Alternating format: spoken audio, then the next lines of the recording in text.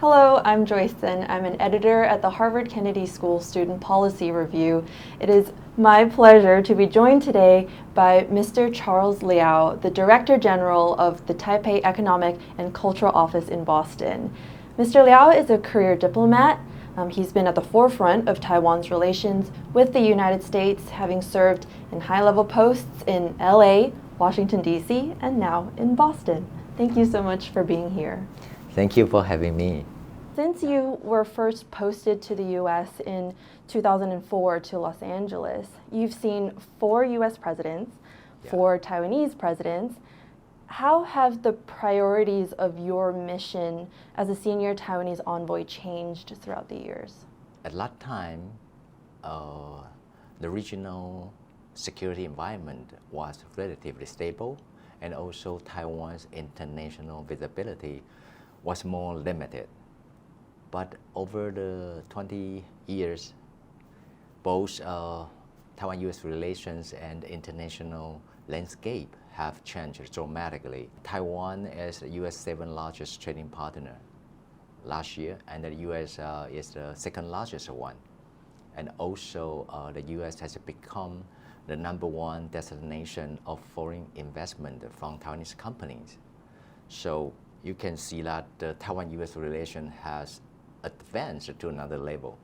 So regards to international landscape, we are seeing the war in Ukraine and the expansion of authoritarianism, and also the geopolitical tensions, and the more concerns on the global supply chain security, especially in the semiconductor industry.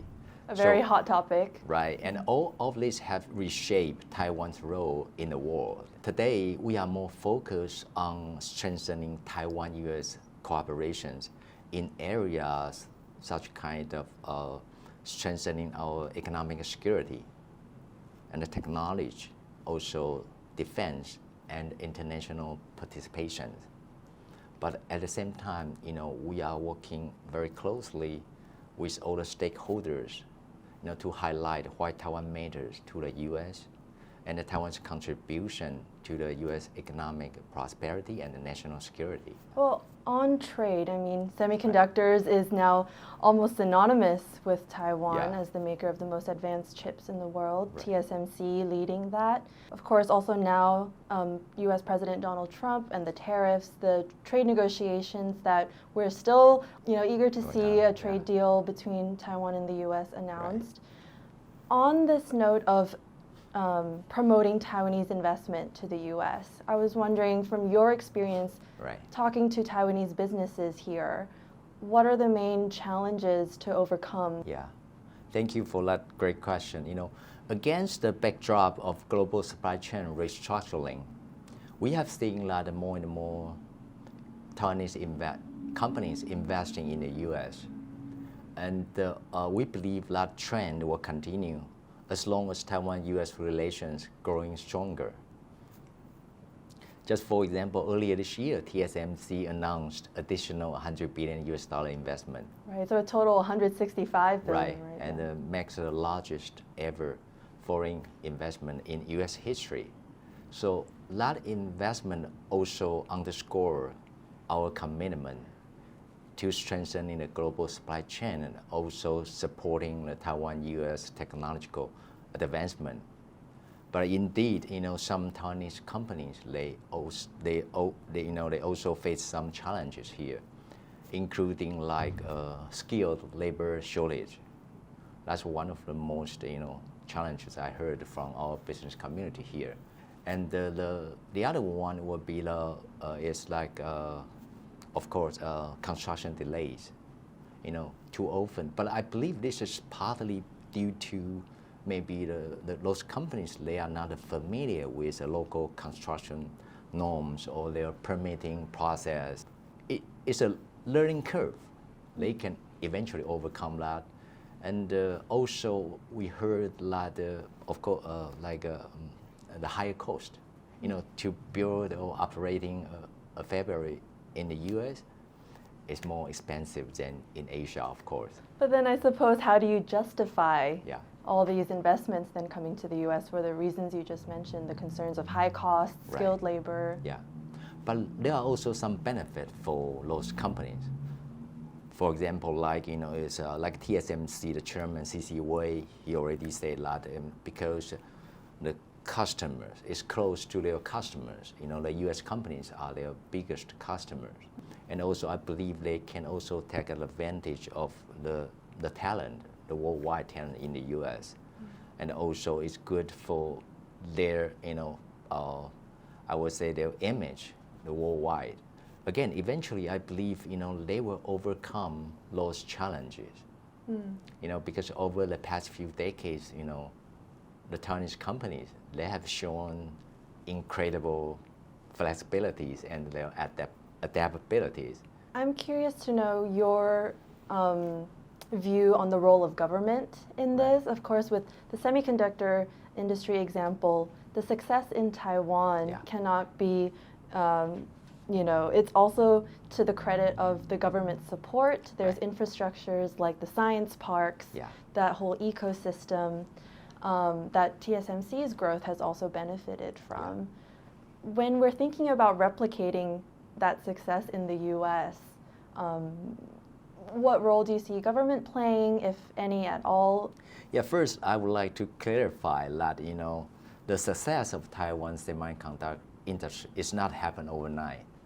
It takes about over 40 years, to build a very comprehensive ecosystem, like you mentioned, So, and also Taiwan's companies and Taiwanese talent, they have some strengths that it's very difficult to find in other places. They are very hardworking. They are very hardworking people, and also, like TSMC, for example, they invest a lot in their R&D. But for the government's point of view, we are happy to see that because we believe this is a win-win situation. You can see Taiwan and the U.S., we both benefit from those kind of very mutually beneficial partnership, which support Taiwan's economic growth and also the U.S. economic growth. Actually, TSMC, for example,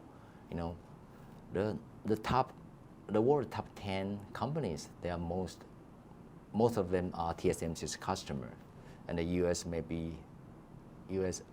U.S. companies are maybe 7 or 8 among the top 10. And also, like I mentioned, we understand that the U.S. Policies under current administration is to reindustrialize the U.S. industry. So I believe we can help U.S. to advance their technology and also help them to achieve their goal to industrialization. Yeah. What would you say to people who might be concerned, what is Taiwan getting back for this partnership?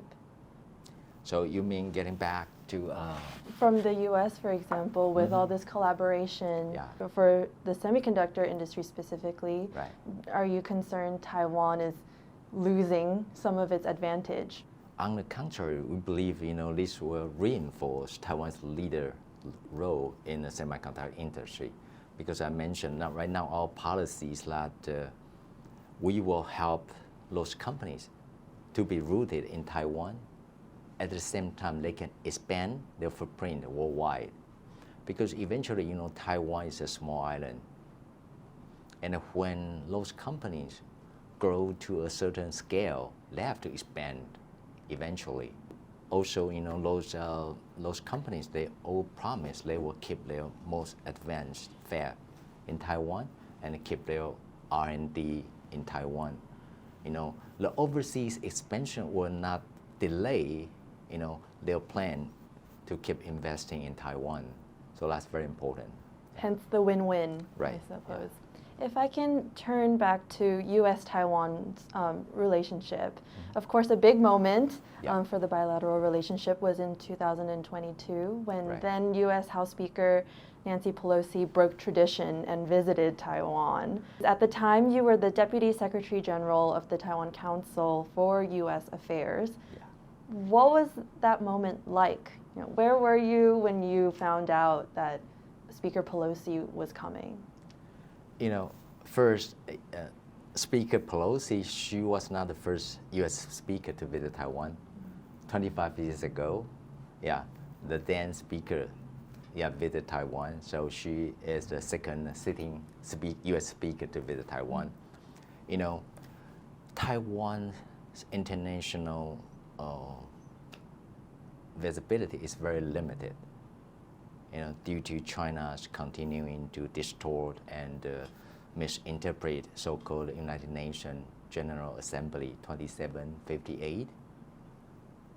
They misuse that resolution to exclude Taiwan's international participation. But actually, if you look at that resolution, it's very short. It's about only 130 words.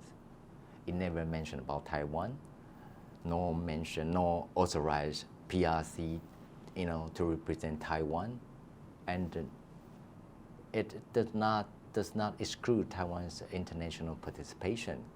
So Taiwan has been, you know, I would say unfairly treated for a long time. So for any friend from the U.S. want to visit, of course we are welcome. Taiwanese people are very welcome that, because it shows a support for Taiwan, for Taiwanese people. But I believe, you know, many people will say because Pelosi's visit, then why? That's the reason China let escalate all the, you know, tension. But for me, I would say that just a pretext or excuse. They can eventually find any excuse to do what they want. We can see now not only the situation is not only in the Taiwan Strait, you can see in the South China Sea, in East China Sea. You know, China's expansion has caused, you know, all the neighboring countries, you know, worry about that kind of expansionism. Yeah. What were some of the risks that your team were thinking through with this visit? The U.S. and Taiwan, we had you know, kept very close communication before her visit. Yeah, you know, at that time I was in headquarters in Taipei, and I understand that, you know, both sides we keep very, you know, close communications, and eventually, you know, this is a decision made by Speaker Pelosi, and Taiwan and U.S. we are all democratic countries, so a friend, you know, visit between friends should be, it's a very natural way. So again, I think that China just used this visit as a pretext, you know, to put in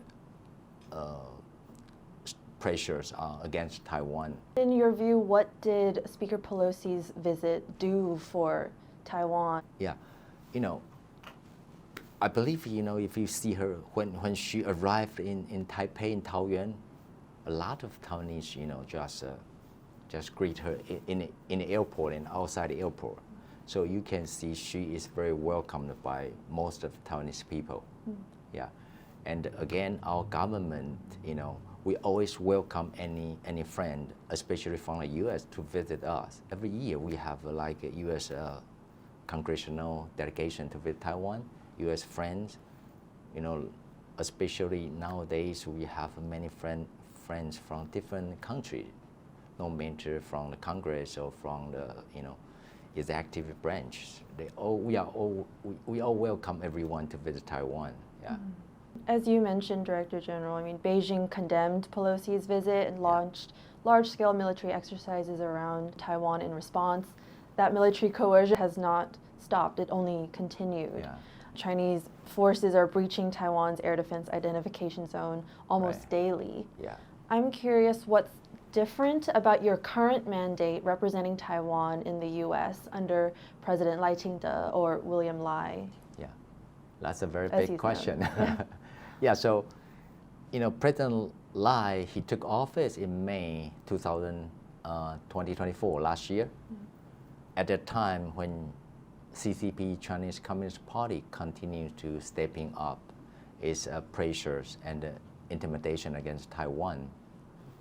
So in the face of escalating very hostile environment, and also in order to maintain the status quo of Taiwan Strait, so President Lai, he proposed 4 pillars of peace Asian plan, including strengthen our national defense, and also deepening our economic security, and also we are deepening our cooperation with diplomatic allies. And the last one is establishing a stable and reliable leadership role in cross-strait relation.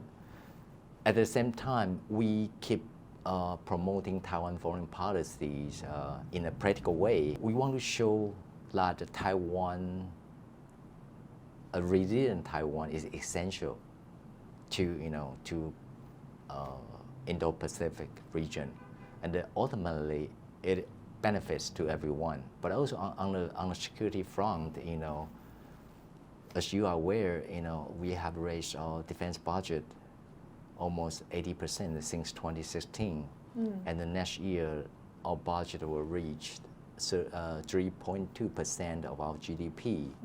So also, in addition, we also working very hard to enhance our whole of society resilience. That all shows our commitment, to defend ourselves, to preserve the status quo, and also to work with all the democratic allies. How is that message being received? Is it being heard with the issue of defense spending? Washington has also been quite vocal that they wish to see an even higher percentage of GDP. Yeah. Actually, if you look at the broader picture, not only Taiwan, you can see other democracies, no matter in Europe or in Asia, Japan, Australia, even Canada. Almost every country raised their defense budget in the past few years. So the reason I believe is that we all sense that we feel that the pressure, that the stress from authoritarian regimes, we are responding to that kind of expansionism.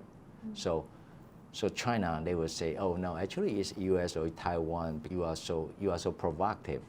Then that's why they will respond with the military exercise. But that's just not true. The truth is all the democracies in the world, we are responding to expansion of authoritarian regimes. We try to safeguard the rule-based international order and try to safeguard our cherished democratic values. Local politics in Taiwan is also quite divided. Yeah. It's also made international news, the fights in the legislature. When you're doing your work here overseas, what do you say to the counterparts who see the local political situation in Taiwan and are concerned about it? Yeah, I believe that's a part of our democracy. Democracy is not perfect, right? And especially Taiwan is a young democracy. We have our first presidential election in 1996, but you see all the achievement we have made in the past just a very short period. So we are proud of that. And the message is that we want to tell my friends here the most important message that Taiwan, we are very committed. We will try everything to defend the democratic way of life. I believe that is now become a part of our Taiwanese DNA. So I hope that CCP they can realize the fact is that now the vast majority of people, they cherish their democratic way of life. So no one will give up their freedoms.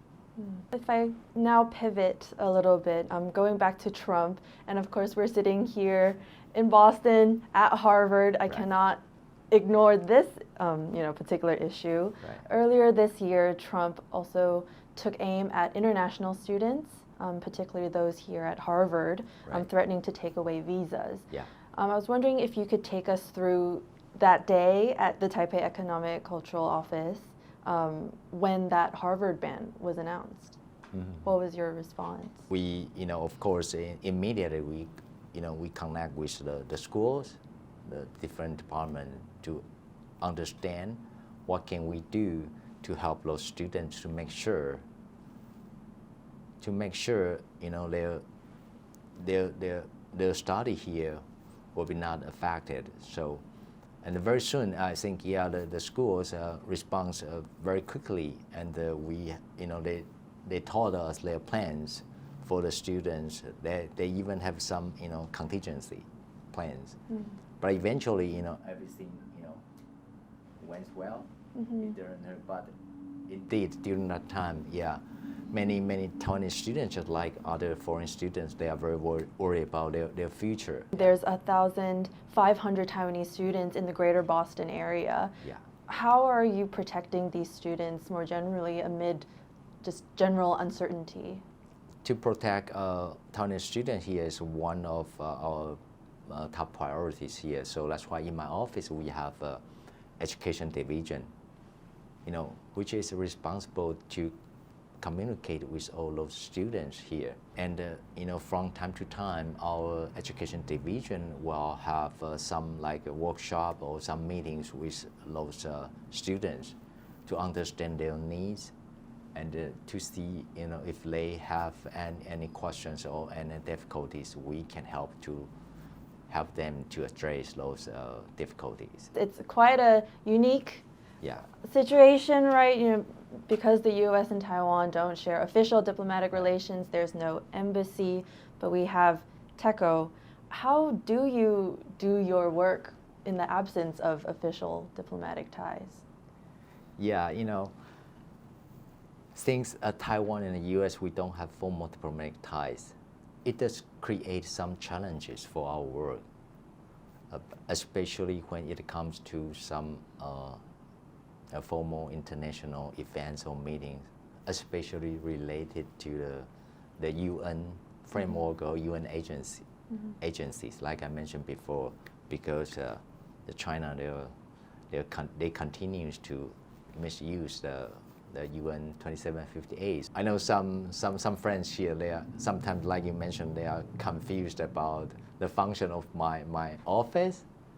Some people, one common misconception is that TECO is just like a private company, or we only provide a visa or passport service. But actually our function is much broader than that. We advance the trade, economic, education, and different kind of cooperations between Taiwan and the U.S. Also, we serve as a bridge for the Taiwan and local communities. We signed a driver license reciprocity agreement with different states in New England, including Massachusetts, Rhode Island, and Vermont. So for those like Taiwanese students who came to Massachusetts or Rhode Island, you can exchange your driver license very quickly. You just bring it to my office, and once we verify it, then you can easily exchange with a local driver license. And vice versa. For the American friends who want to visit Taiwan, just bring your Massachusetts driver license, you can exchange in Taiwan. So I believe that's a very good policy, and for all the friends here. It sounds like even though there's no official diplomatic ties, there's still creative solutions to have binding policies that get at the U.S. Taiwan partnership. Right, yeah, you are right. I would like to say, our partnership is very comprehensive. Even though we don't have formal diplomatic relations, but our partnership is beyond that. Just the name of that title. I still remember when I was in Washington D.C. Back to 2013 and 2020. Some of my friends at the State Department, they used to joke that we handle much more Taiwan-related issues than they did with some other diplomatic countries. That also shows how close our Taiwan-U.S. relation, our partnership is. Talking to people now, over the course of your career, do you think they know more about Taiwan now? Oh, indeed. Now, 20 years ago, when I was in LA, every time when I told people that I came from Taiwan, then some would say, oh, from Thailand, then they would say, Sawadee ka. Wrong language. Yep. So but nowadays, when I say Taiwan, I say, oh, of course, TSMC or the chips, right? But I would like to say that Taiwan is much more than only TSMC. We have bubble tea. Right. More than bubble tea also. Yeah, TSMC and bubble, but we have much more to offer. In the past, you see, I think now Taiwan has been seen as a force for good in the world. We even though we are excluded from most of the international organizations and the forum, but we are still trying our best to help, our friends around the world. Yeah.